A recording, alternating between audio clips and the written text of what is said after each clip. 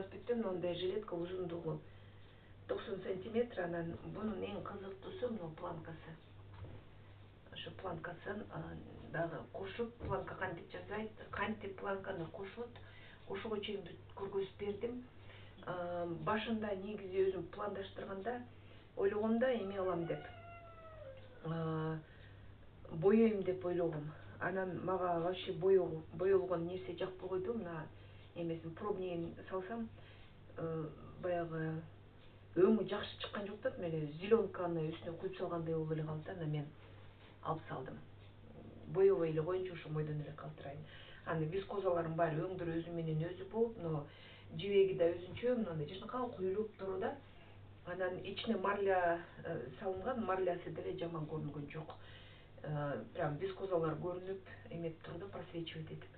Ак мериноз жүндөн общий массада ошо эмеси жүнү где-то 120-150 граммдай эле кетти. Болду, мен анткени планкага да кетти. Анан общий мурда башында салынганда биягы кезилди, тягы кезилди, но ошо бир ашып кетсе 150 грамм да, ошо расчет кылыңыздар. Ушундай жилетка жасайын десеңиздер, бир 150 грамм жүндү же запас менен 200 грамм жүндү алып эле, анан 100 грамм эме вискоза, бу жерде вискоза 4 өңдүү болуп атат. 4 өңдүү вискоза алып эле, ошонун баарын эмеп койсоңуздар, мына вискоза меланжевый, бир жери мындай жашыл, бир жери мындай күрөң, ошол бири-бирине куюлуп, анан жак эмеси, планкасы жакшы көрүндү да. Эми планкага берген мен петляларын бир 5 петля бар, эмеге мастерскойго барып, швеяларга петляны ордурам да, анан өңүнө жараша эме топчуларды тийип коем. Буюрса бул бүттү мастер-класс. Ошону көрүп түтүңүздөр, мен аябай эме кылып, узак кылдым да, бул мастер-классты узак кылып, бүт эмет бердим, көргөзүп бердим. Эмнеси каерде кандай болот. Ушуну көрүп коюңуздар, эжекелер мастер-классты. Бизге лайк басып, подписка кылып, Кырк Кыз каналына комментарий жазып коюңуздар. Урматтуу айымдар, жанагы сиздерге көргөзгөн узун жилетка эмнеден башталат? Шаблондон башталат. Мына көк шаблонду көрдүңүздөрбү? Ичинде көк клеенка. Шаблонду биягына 1,5 метр шаблон. Бул жагына 98 сантиметр болду. Бул бурчтан бул бурчка чейин 98. Бул бурчка чейин, но эки бурчуна чейин 1,5 метр. Ошонун ичине эле ошол эле размер менен марля төшөлгөн. Мен марляны жуудум, крахмалын кетирдим, ызык сууга жуудум, ызыгыраак сууга жууп, сыып, анан кийин бияка астына дагы, үстүнө дагы төшөдүм. Клеенканын үстүнө төшөдүм. Эми марля жөнүндө түшүнүктүү, марляны төшөдүм, сууладым, суулап эле төшөп койдум. Андан кийин 50 грамм жүн алдым. 50 грамм бул жагына салынды, 50 грамм наркы жагына салынды. 50ге жетпеген, ну мен округлять этип атам. Раскладка кылдым. Раскладканы сиздер кандай кааласаңыздар кыласыздар. Раскладка жөндө жакшылап терең билем десеңиздер, эмени жанагы палантин, шарф палантин деген бизде видео чыккан.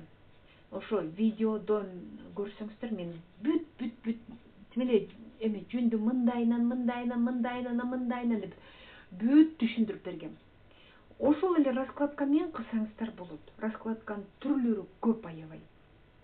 Жок, андай кылбайм десеңиздер деле, мындайынан узунан крестик кылып деле салсаңыздар болот. Болгону 50 граммды тим эле жука, анан тегиз кылыш керек. Бери калың, бери жука болбош керек да. Раскладка жөнүндө биз түшүндүк, Мен аябай көп труба деп айтып атам. Ошо труба деген бул эмне? Мынакей эжекелер, бул полный азыр куюлат. Бунун үстүнө азыр вискоза да эметем, коздоймун. Мен жилетканы азыр коздоймун. Но жүн бул основасы. Бунун үстүнө марля да саламын, дагы вискоза да салам, дагы пряжаны да көргөзөм. Анан могу жагы могу жактары туюк болот, кезилбейт. Кезилген жагы могу жер, бул этек жагы кезилет. Анан бул жак кезилсе, анан бул туюк болот да. Мен ошону труба дейм да. Анан эжекелер эң оңой тим менен ушул менен раскладка менен эле ушундай эле труба валять этип туруп, анан ошонун баягы проймаларын, анан жакаларын, анан планкаларын бычкан эң оңой, эжекелер оңой. Жеңин өзүнчө көйнөктүн баягы основасын өзүнчө кылган оңой. Мен полный жеңим менен куйган деп билем, бирок оорураак болот да. Анан жанагы колтук жагынан обязательно бир брак болуп чыгат. Обязательно ошол жери бир жука болуп кетет, же бирдеме болуп кетет. Анан ошон үчүн мен ойлонуп анан ошо бөлдүм да, жеңил кылдым. Жеңил түрүн көргөзүп эметтим. Анан комментарийге бир эже жазыптыр, труба деген эмне? Труба деп эле айтып бересиң, анан түшүндүрбөйсүңбү деп. Мен бир видеодон бир видеого улам кайталай бербейм да. Раскладканы мен сиздерге Мыногу раскладканы мен эртең менен 8-те баштагам. Азыр саат 1 болду. Ушул убакытка чейин мен бирден минтип койдум. Мен ушунча убакыт сиздерге көргөзгөнгө мен YouTube не позволительно. Анда айтасыздар, чөйүп салың деп. Мынакей. Бул ушундай болот раскладкасы. Азыр үстүнө дагы коздоймун. Коздогонду да көргөзөйүн. Мен мунун азыр үстүн суулайм. Суулап, жашнакка алып. Эки жагы тең азыр раскладка болду. Тиги жагы деметтим, сууладым. Биринчи жагын, бул экинчи жагын дагы мындай оодарып турам, сууладым. Раскладка кылып, мен муну да суулайм. Мунун үстүнө вискоза салам, мен коздойм да, мен труба кылам. Трубаны бычкан аябай жеңил да, ошону тура кабыл алып эмесеңиздер, бирдемке түшүнбөсөңүздөр, мурунку видеолорду көрүңүздөр. Мурунку видеодо улам бир видеого мен мындай кошуп кете берем да, ошондо мындай кандай десем, мен кыскарттым да, 20 минуттун ичинде сиздерге көп нерсени көргөзүп берейин деп кыскартып атам. 1,5 саат көргөнгө кээ бирөөлөр жазат, баягы нервим чыдабай кетти деп жазгандарды окудум, анан кийин ошон үчүн айтат, ооба, айтышат, көп сүйлөйсүң деп да айтат. Анан мен кантем ушундай кылып көргөзүп бериш керекмин сиздерге, көрүңүздөр, Азыр мен үстүн жабам, анан кийин да вискоза менен коздоймун. Мен жанагы раскладканын үстүнө, жүндүн үстүнө мен уже не кылдым. Мынога агарып турганы бул маргеланский шелк. Маргеланский шелк төшөдүм. Просто кезде эле хаотично эле төшөп койдум. Бул абдан жакшы фактура берет. Кийин киргенден кийин мүмкүн бул мындай эмеси мага өңү жакпай калса, в любом случае мен боегонго жетишип каламын. Уже готовый чернейди. Азырынча пока мен кылып беремин. Анан киргенден кийин вдруг өңдөрү мага жакпай калса, мен жашыл өңгө боеп коем. Маргеланский шелк жашнакай өң болуп калат. Бул дагы жылтырап фактура берет да. Анан кийин мен могу жерге 3-4 өңдү. Жок, 3 өңдү төшөдүм. Вискозаны төшөдүм. Мына могундай жашыл ачык өң, анан мындай болотный цвет деп коет, анан прям моундай уже сочно кара жашылдын мындай мындай прям темнее зеленый да, салып койдум. 4 өң, мынакей мындай дагы вискозаны много маргеландын шелкуна мындай өңдөн дагы ачык сары эмес, бул мындай меланжевый экен да, жашыл оттеноктор бар экен. 4 өңдү вискозаны төшөдүм. Анан кийин ушунун баардыгын бириктириш үчүн мен мындай бирюзовый жиптерди да төшөп койдум. Эми ошол бул бетин азыр мен менен жабам. Сетка менен самындайм. Жылуу суу менен, кир самын менен жашнакка туруп муну самындайм дагы, үстүнө жашыл клеенканы жабып, анан кийин оодарып, наркы бетке дагы точно ушундай эле окшош кылып, плюс-минус окшош кылып, дагы ушундай раскладка кылам. Анан кийин уже машинка менен иштегенде дагы сиздерге көргөзөмүн. Мынакей раскладканы полный бүттүм мен. Алдындагы, астындагы, үстүндагы, алды жагында мына эки жагын полный. Эми труба деген ушул да эжекелер мынакей. Бул жагына раскладка, тиги жагына раскладка, могу жери туюк, эки жагы туюк. Ошо труба деп коет ушуну. Анан кийин ушул трубаны жазаласаңыздар эле, анан нары уже жасаган оңой эле. Мен эле бүт эки жагын улам одарып, ушундай машина менен шлифовать этемин. Бул бир сыйра кирет. Анан бул машинаны шлифовка кылып бүткөндөн кийин дагы үстүнө сетка басып, кайра мен колум менен да шлифовать этем. Бул недостаточно. Бул жана биринчи эле увалкасын кылат да, эметипчи. Анан кайра колум менен баары бир жүн колду жакшы көрөт. Ошон үчүн колум менен тиякты биякты ушалап, эме болбой калган. Кээ бир жерлери мисалы жакшы кирбей калса, жана фильцовочный ийне менен аны да сайып чыгамын. Битке жүн кошуп. Ошентип анан кийин бүт иштеп эметем да. Эми азыр мен ушу трубаны увалка кылайын, анан кургатып, жууп кургатып, анан бычарда ошо трубаны да көргөзөм сиздерге. Труба деген эмне экенин көргөзөм да, эжекелер. Урматтуу айымдар, мен шлиф машина менен бүт увалка кылдым. Эмногу жана боковой жактарын дагы ушинтип кайрып, мындай ачып көргөзөйүн. Мынакей кайрып, мындай кылып. Анан кийин биягында увалка кылдым. Бул жагын дагы. Көйнөк чермейдин эки жагын увалка кылдым. Көрүңүздөрбү? Мынакей. Бул уже шлиф машина менен мен бир сыйра увалка кылган кези да. Эми муну азыр мен мына клеенкадан бошотом. Анан бул жагындагысын көрдүңүздөрбү, марлясын. Эми ушул марляны жүнгө акырын шлифовать этип, колум менен. Эми машинка менен болбойт, анткени ичине клеенка салып албайсыз да. Жалаң ушинтип эмете беребиз, ушундай движение кылып туруп, анан эмете коебуз, киргизебиз да. Мынакей. Эми чермейдин основасын ушинтип увалка кылып, эзалдырып, кайра увалка кылып, кайра эметип, анан наркы жагында уже марлясы кирип калгандан кийин муну сыгып туруп, анан ызык сууга салып туруп, анан дагы эмеге сеточкага салып, анын ичинен дагы ушалап, жана камыр жуургандай кылып эле акырын ийине келтиребиз да, ушинтип. Анан дайын болгондон кийин эле муну чайкап, кургатып, анан бычканга дайындап коебуз. Урматтуу айымдар, мен көбүнчө нагрузканы, увалканы мына иш жагына берем да, марлясы бар жерге берем. Ушул жагын эле сүрүп берем, кирсин депчи. Марля жүнгө кирсин, жүн марляга кирип, нар жактагы вискозаны просто мындай немножко эме кылсын депчи. Вискоза негизи жүн өзүнө тартып жүрсө, вискозанын өңү мындай бооз болуп, тусклый болуп калат да, анан көбүрөөк жүнгө кирип кетет. А бизге андай кереги жок. Бизге вискоза наоборот өңүн көргөзүп, жашнакай болуп эметип туруш керек да. Эми мен буну мындайынан бүт полностью ушинтип эме кылдым.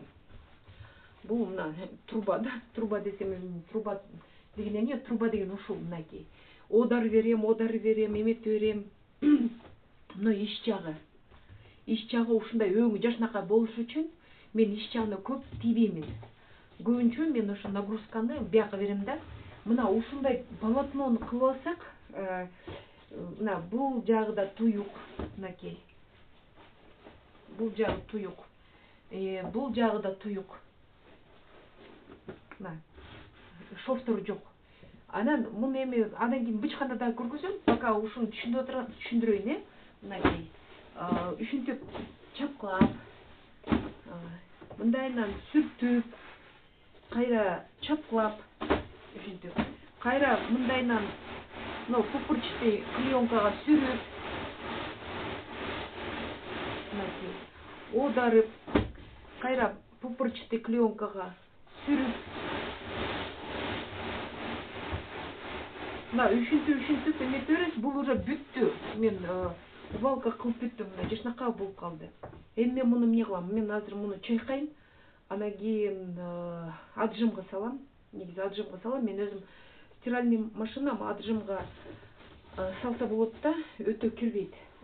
Тем более топстогу жана грибной лентадагы жүн өтө көп кирбейт да.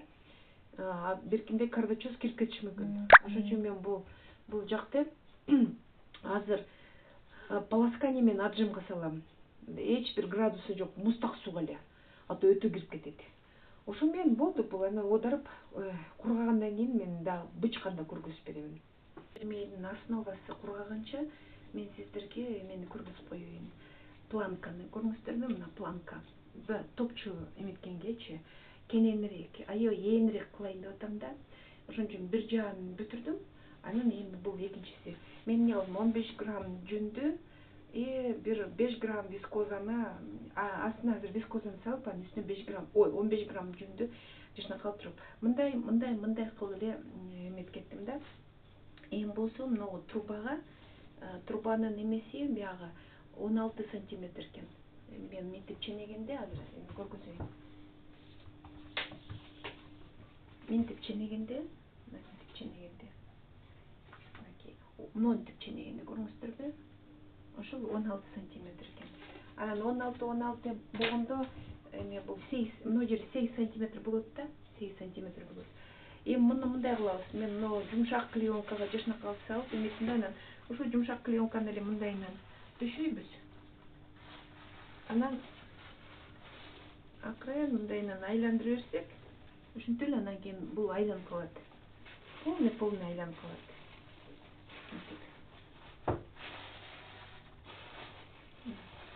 Жаштар карап алыңыздар. Бул дагы эме труба да, эми бул да эч бүт. Мен баягы сиздерге жеңил кылып эле, бар дегенде эле убалкасын жеңил кылып, кроен жеңил кылып, ошол менен бүт жеңил болсун деп эле эметип атам да.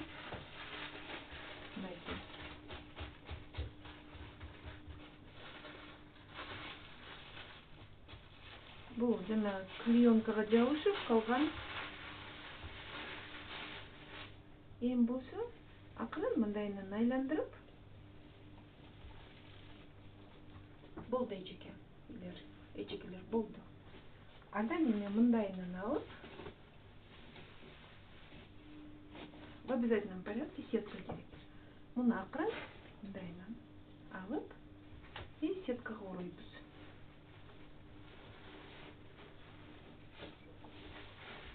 Сеткага ороп, анан мындайынан убалка кылабыз.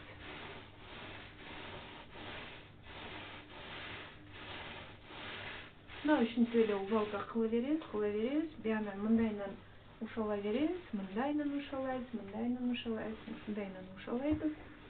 И бул убалка болгондон кийин трубадан чыгарып алабыз. Трубадан чыгарып эле моундай ленточка болуп калат. Бүт менин мастер-класстарым баардыгы бул сиздерге жеңил болсун деген максат эле да. Өзүмө да жеңил, сиздерге да жеңил болсун деп ошо эметем да. Мен бүт мастер-класстарды ошентип эметем. Мынакей. Буну эми мен азыр ушундайынан ушала берсем, анан мындайынан дагы ушала берсем, бул жашнакалып кирип калат. Биринчи убалка болуп калат, моундай болуп. Бул жакшы кире элек. Мен атайлап чала азыр киргизип атам.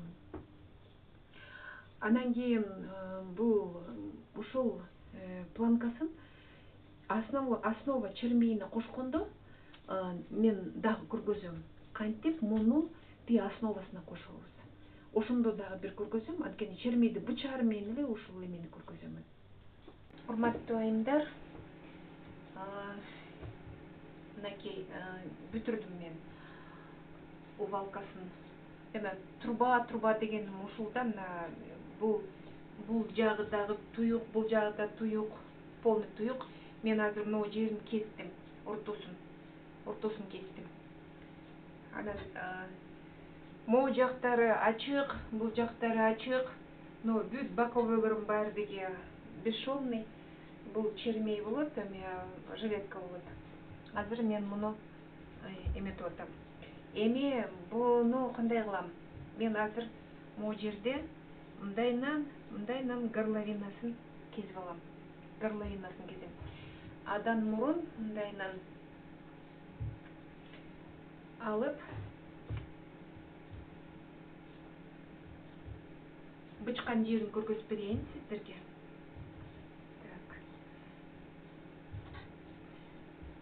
Тегиз кылалы, мен линейканы алайын. Эки жагы тегиз болуш керек. Так. Бул жагы 70. Бул жагы 70. Так. Так, 70. Бул жагы да 70 болду. Бир аз бияка жылдырайын. Так. Тегиз кылыш керек да. Так, 70. 70. Эң биринчи мен эмне кылам? Эң биринчи так, мындайынан кошом. Анан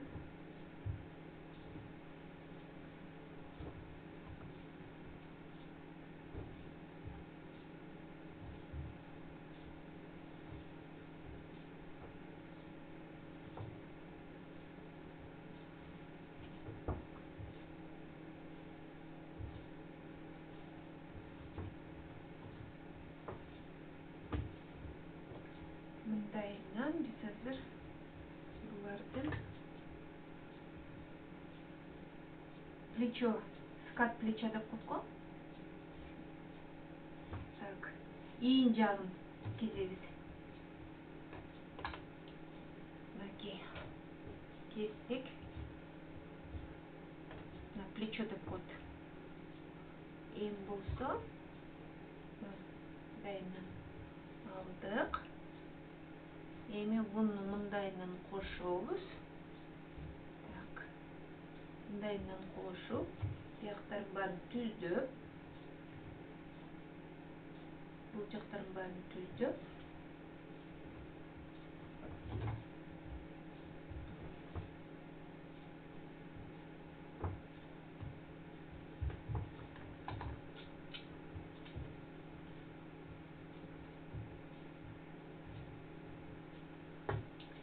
эми бул жерде горловинасын кезебиз.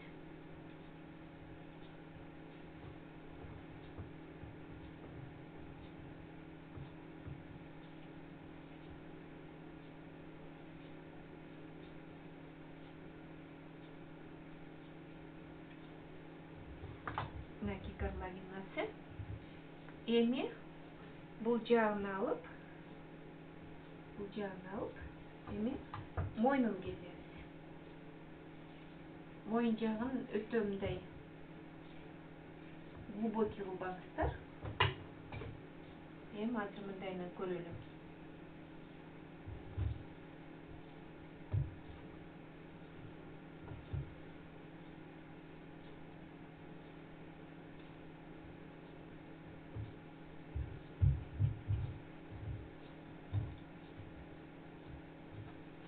Пока берге проймасын еще мен кылбаймын. Проймасын кылбайм. Ошомойдон азыр кезебиз. Ийини, бул жагына горловинасы, бул жагында плечиги, бия арт жагында горловинасы, алды жагында горловинасы. Эми биз эмне кылабыз? Биз эми мындай планканы жасаганбыз да. Мындай планканы жасаганбыз. Туурабы?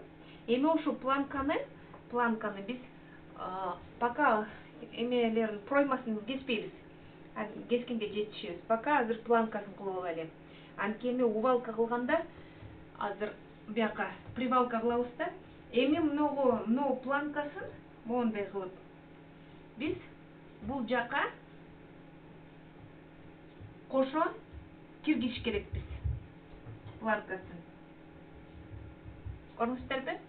Мен азыр берге жүндү төшөйм. Мындай кылып жүндү төшөйм мындагы. Могу эме менен, ийне менен баарын фальцевать этемин.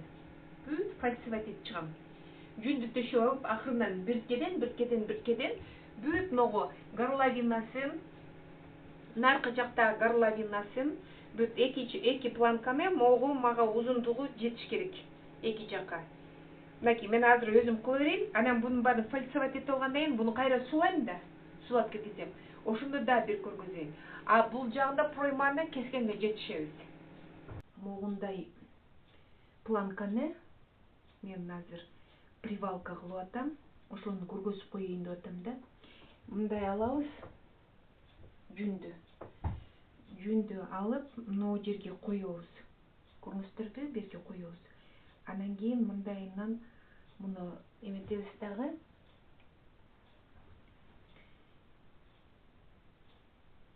Мынакей эчкилер.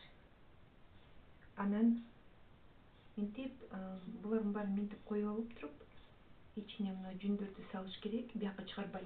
И ондай ийне менен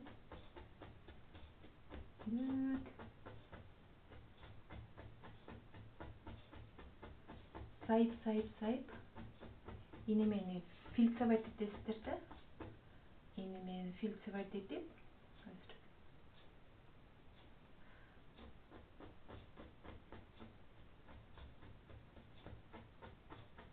азыр ушундай кылабыз.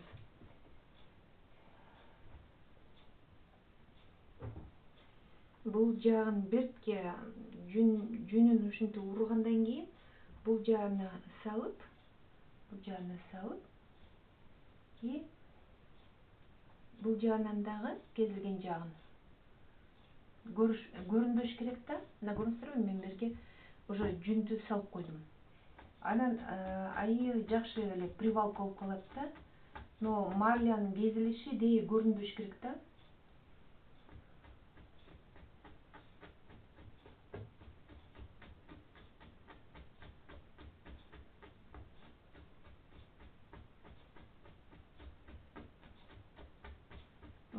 Жашнака болуп кирип калат. Эки жагынан тең урасыздар. Жүн саласыздар, мына могу эмеге салынат. Бул чермийдин кезилишине берге жүн салынат. Анан бул планка мындайынан коюлат. Фильцевать этесиздер.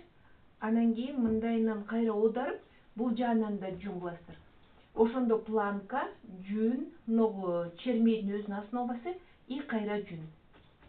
Мынакей. Көрүңүздөрбү эжекелер?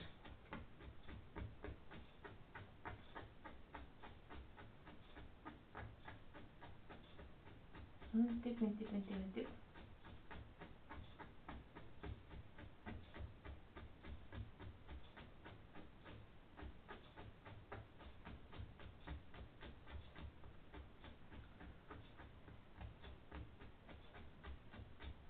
Ушинтип ийне менен полный ийне менен мен уже могу жактарын баарын уруп чыктым. Могу жактарын баарын ийне менен сайып, бул жака да ийне менен сайып, биз дайындап бүт азыр. Эми мунун баардыгын азыр суулап, анан увалка кылам. Мынакей ийне менен бүт кошуп, фильцевать этип, планкасын, жакасын, планкасын бүт ийне менен эметип, бүт эми мен суулап, самындап, бунун баардыгын азыр машинка менен бүт эметкелемин да азыр. Шлифовать этемин, кошомун, привалка кылам.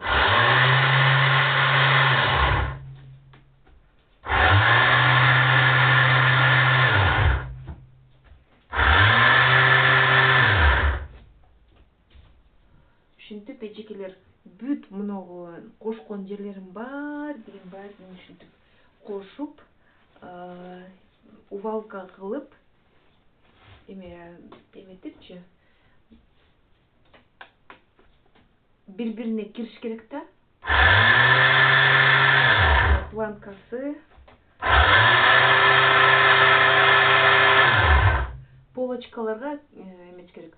Оң полочка менен сол полочкага планканы киргизип анан жака биз планкасын өзүнчө увалка алганбыз, трубага увалка кылып өзүнчө мындай эме алып чыкканбыз. Эми болсо ушулардын баарын азыр кошуп, бияка мен бир сыра баарын сулап, анан бир сыра увалка кылып, анан азыр да сиздерге көргөзүп атам. Азыр толук дагы увалка кылабыз. Ар бир эмесин мойнун ошо эме менен шлиф машина жок болсо, эжекелер кол менен эле мынтип эле кошо бересиздер. Мынтип ушалай элечи. Мынтип. Ушундай кошо бересиздер. Мынакей. А машинка менен мен мындай баардыгын шлифовать этип чыгамын.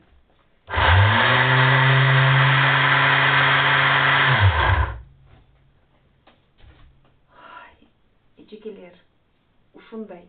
Мен бир сыра кургатып алып, могуларын бири-бирине кошуп, кайра сулап, кайра увалка кылып, кайра эми муну кайра кургатып, эмеге уксуска салып, уксус кургатпай эле эми муну таптаза мен чайкайм.